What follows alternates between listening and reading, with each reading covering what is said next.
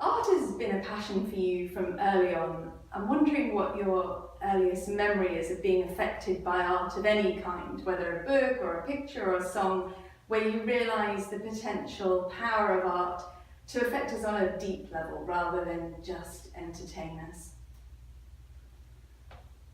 I think my first memory of encountering art, my mother covered one of my notebooks, my first grade notebook, with a Velázquez painting, at one of the Meninas, and I will look at it every day in school, probably trying to be distracted from first grade assignments. And I looked at it and I was enamored with that painting and with that little girl and what she was thinking and feeling. And she was probably maybe about my age or maybe a couple of years older than I was. And how old were you? I was probably, first grade, 6 or 7, right. Probably 6. Yeah.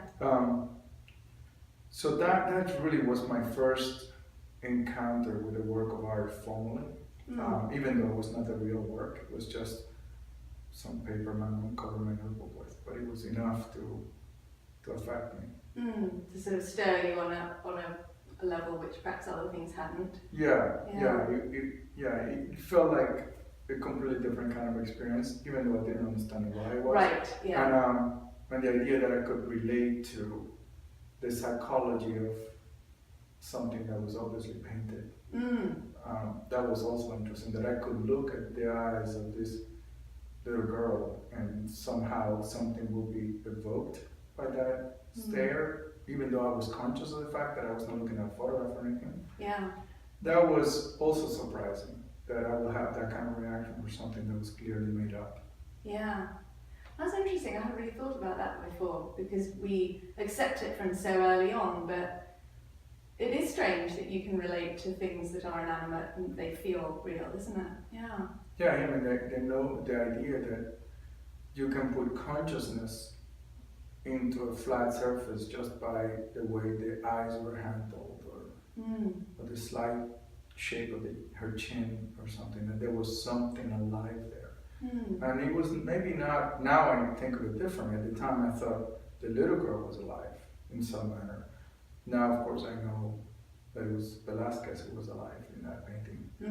And so my feelings have changed, but the way I relate to the consciousness in the work sort of remains very similar to when I was a 6-year-old. To be an artist, one has to have mastery over the use of tools and materials and techniques. I'm wondering how you see that practical necessity interweaving with the more intangible aspects of creating art. Is it possible to create great art without good knowledge of technique and materials? Is it possible? I suppose it's probably possible, and there are some people who have... Certainly some people who are trying to say it's possible. Yeah. But I would say it is possible in the same way that it is possible to be enlightened overnight without no effort, but it's unlikely. Right. So I think that there are a lot of examples of people who for whatever reason, themselves or life or special gifts, make them such that they make profoundly resonant works with very little knowledge and very little knowledge of materials. Those are deception. Yeah. And to bet one's life that one is one of those gifted people who is channeling the universe in one's work is a bad bet. I think the better bet is to say, I better know something, I better understand something, and maybe with that I might be able to produce something. That's a better bet than thinking that I'm just so gifted and my hands are so amazing. That's something we'll produce without no knowledge. However, that second bet, a lot of people do it. A lot of people think that there's something so interesting going on with them and with their ideas, which are often quite trivial actually, that what comes out of them will be glowing, even if they know very little, they have very few technical skills. More importantly, they have very little understanding because they have spent not enough time thinking and doing and seeing. So what can possibly come out of it? But they rely, and often accurately, on the lack of knowledge of the surrounding people and the amnesia of those around them. So they come up with this little trivial idea, and the other people around don't know any better, so everybody says it's great because it looks super fantastic.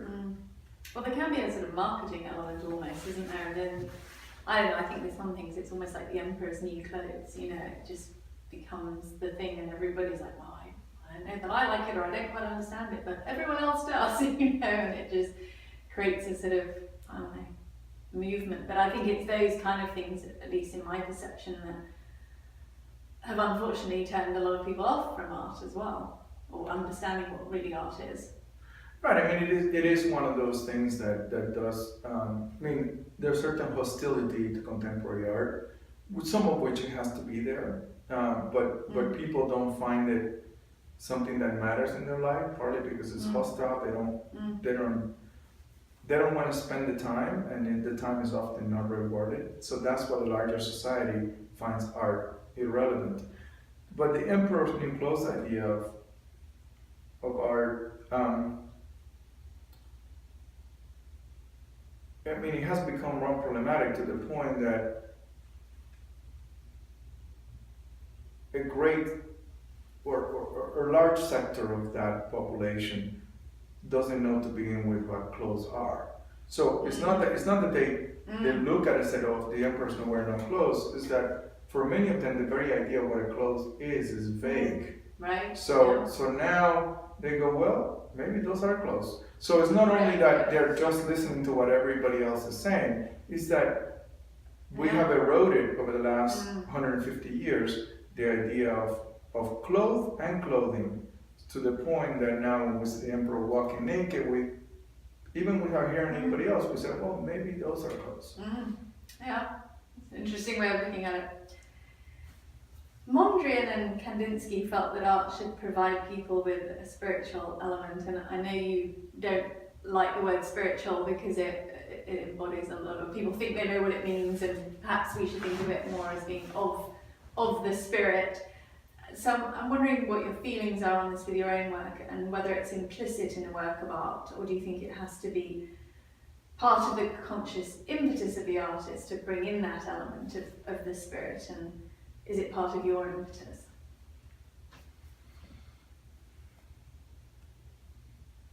I think the idea of the spirit in the way that maybe Hegel will speak of it in sort of some sort of overarching word for all aspects of mind that includes feeling and what other people would describe as heart, or what other people would describe as a thought. And in that sense, that all of what you are in that sense of the spirit, in the sense of a total mind, will be challenged or brought forth or exhorted by the work of art. I think in that sense I agree with sort of Kandinsky's ideas and Mondrian's ideas. And I think that is in the sense that they refer to spirit.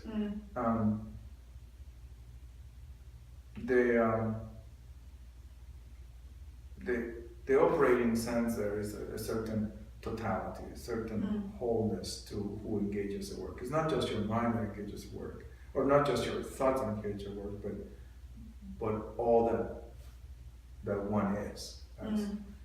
Not just cognition, not just heart.